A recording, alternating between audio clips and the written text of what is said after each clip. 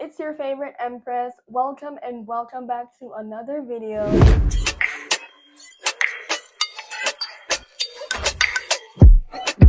If you're new here, I'm LaDanya, but they call me Empress Moxie on this side, and on my channel I do videos about women's health, wellness, and self-improvement. I also document my journey post-grad, where I build interest in hobbies, pursue new ventures, and different things like that during my gap year and a half.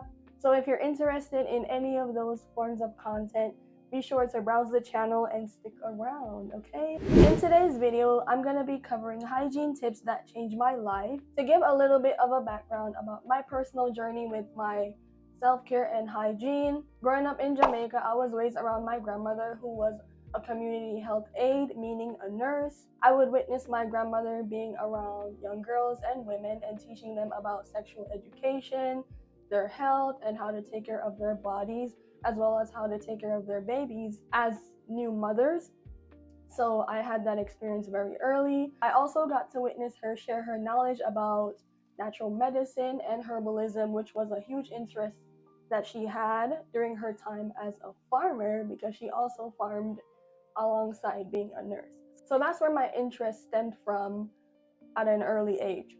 I continued to build my knowledge and understood what worked for me in regards to self-care and personal hygiene.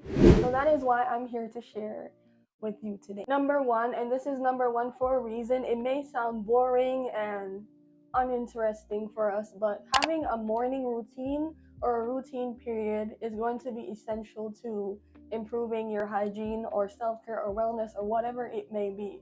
Whenever it comes to change or improvement, you have to have a routine to do so, because it's going to set a positive tone for your day or your goals or whatever you're trying to be aligned to. So a morning routine would look like, of course, brushing your teeth, flossing, washing your face, taking a good shower, and then feeling refreshed and confident to take on the day.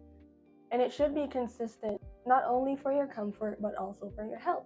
The next one is going to be your oral hygiene. It's going to be really important to keep up with that. Good oral hygiene is actually vital for your overall health, because it adds to your vitality. Your tongue and other parts of your mouth are actually connected to different organs inside of your body. And I don't want to nerd out right now. Actually, I lied. I am going to nerd out. Flossing, for example, actually promotes good heart health. It prevents dental issues like cavities and gum disease. So make sure you're flossing using your mouthwash and brushing regularly so you can keep your bright smile and your gum and teeth health. Okay?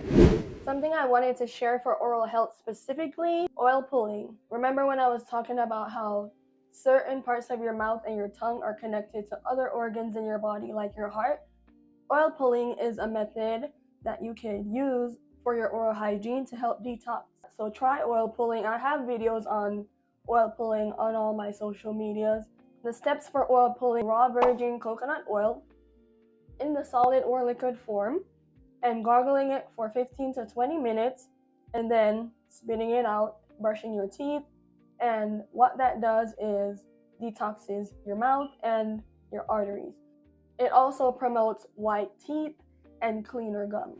The next tip is skincare, of course. Taking care of your skin promotes a healthy complexion, which also boosts confidence. As you get older as a woman, investing in your skincare and the products that you use on your skin all over your body is going to be very important. I need some water. So important steps in skincare are going to be cleansing, moisturizing, and of course using your sunscreen, because these steps are going to help remove wrinkles, prevent damage from the sun and the UV rays. Next is going to be your hair care. I have locks, so I have a specific routine for my locks.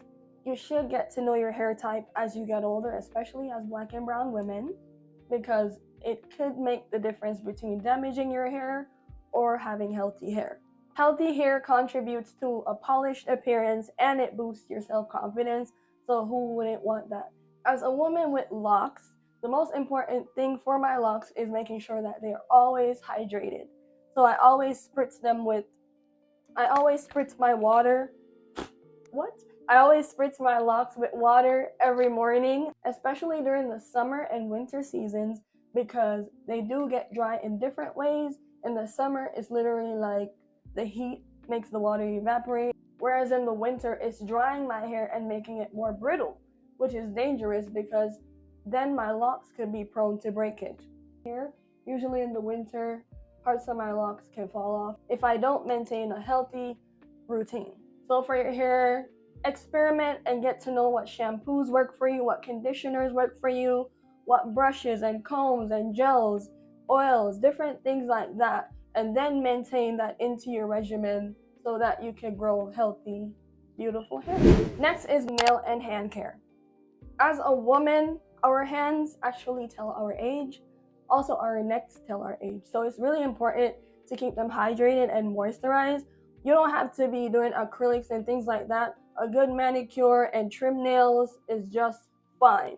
Just make sure that your nails are kept clean and your hands are kept hydrated, because otherwise you have cracked hands, nails with dirty black things underneath them, and people do perceive that in a different way because our hands touch a lot of things during the day. So it's really a reflection of how you personally care for yourself and your hygiene. Alongside hand care, we're going to talk about foot care.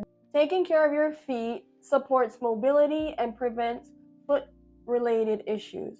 So whenever you're taking care of your feet, this includes washing it. You can use pumice stones to make sure that your heels are soft. There are different versions of pumice stones. Some are not good for you. They may be too rough and peel off too much skin, which can make your heels sensitive and cracked. So regularly washing, moisturizing your feet, drying them. Also using powder if you have odor. Like I know my brother uses powder. For one, he's an athlete and his feet sweat. He uses powder on his foot to maintain them and not have it too sweaty. That can be an environment for fungus and bacteria to grow in between your toenails or in between your toes. And just talking about that, I feel sick. Practices like that prevent foot odor, dryness, and discomfort. Another hygiene tip is going to be aluminum-free deodorant. This may be more specific to women than men because of how aluminum relates to breast cancer. So with the ducts underneath our armpits, the conventional deodorants that we use are filled with chemicals and additives like aluminum. And what they do is they seep into the breast tissue and they can cause lumps, which can be cystic or cancerous. So we want to avoid that, and a solution to that is aluminum-free deodorant. My favorite aluminum-free deodorant right now is actually the Dove brand, the 0%. The reason why this one is my favorite is because I don't stink 10 minutes after. I've tried the stick version. I see better results with the spray version. So that's the one I continuously use right now. I've tried Native, I've tried every other brand that is aluminum free, and it just did not work for me. I just ended up stinking. So even though you may have to reapply more, that's okay with me. Using aluminum free deodorant and changing your clothes regularly helps you to feel fresh and maintain great personal hygiene, right? And you're preventing yourself from having skin irritations or getting into health concerns like cysts and cancerous cells in your breast tissue as women. One that I'm still mastering because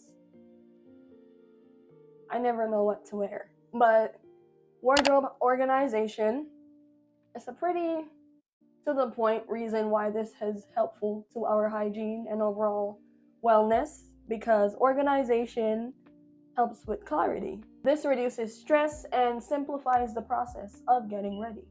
Definitely prioritize decluttering your closet and keeping your clothes fresh and clean, because this simplifies a lot for you in your hygiene and wellness routine. I love water. I'm a water person. I don't know, water is what I use to relieve my stress. Taking baths offer relaxation and stress relief, and it promotes better mental health. There are actually many different types of baths and different purposes of a bath.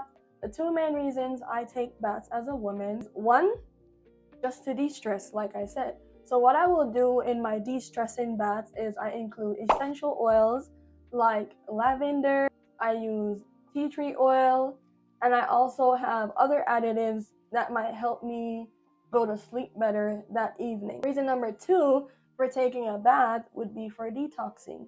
So with detoxing, I would be talking about detoxing my skin and my vaginal area. For whatever reason, there may be a pH imbalance that month because of my period, because of what I've been eating in my diet, or because of sex. Different reasons come about why we have imbalances.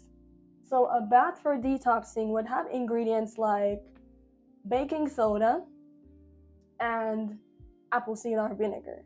These are products that are known to detox our body all over. You can use it in your hair, you can use it on your teeth, and you can use it on your skin. So it is useful for baths as well. Next is going to be better sleep habits. Sleep is essential. We didn't love sleeping in high school, middle school, university, but as we get older, you're gonna love your sleep. Quality sleep is important for physical and mental rejuvenation. If you don't sleep well enough the night before, you're going to be slouchy. You're going to be angry because number 1, your body doesn't feel ready, and mentally you're grouchy because you would rather be asleep right now. Don't be that person. Rest when you can. I know many of us have different reasons why we may not have good sleeping patterns. A way to optimize your sleeping environment is by creating a relaxing bedtime routine. An example of how I do this is I shower before bed, or I take a long relaxing bath, or you could take a long walk, you could work out, do something that's going to put your body in a mode of feeling ready to just rest. Each of the tips that I've just shared have their own impact on our overall health, so I do advise you to think a little bit about each of them and decide which of them you would add into your current routine. Out of the practices that I've shared today, the ones that I do recommend you incorporating are going to be the oral hygiene, the morning routine, the aluminum-free deodorant, and then your sleep routine, because those do make a huge difference in our productivity, the way that we show up in our lives, for others and for ourselves, and our overall well-being. And it has made a difference for me in my life, so I wanted to help you with that. Self-care is an investment because it leads to positive changes and a healthier and happier life. So I hope you did find this video helpful, and if you did, make sure to give it a thumbs up and click that notification bell so you will be reminded whenever I post again. I will see y'all in another video next week Sunday. Bye!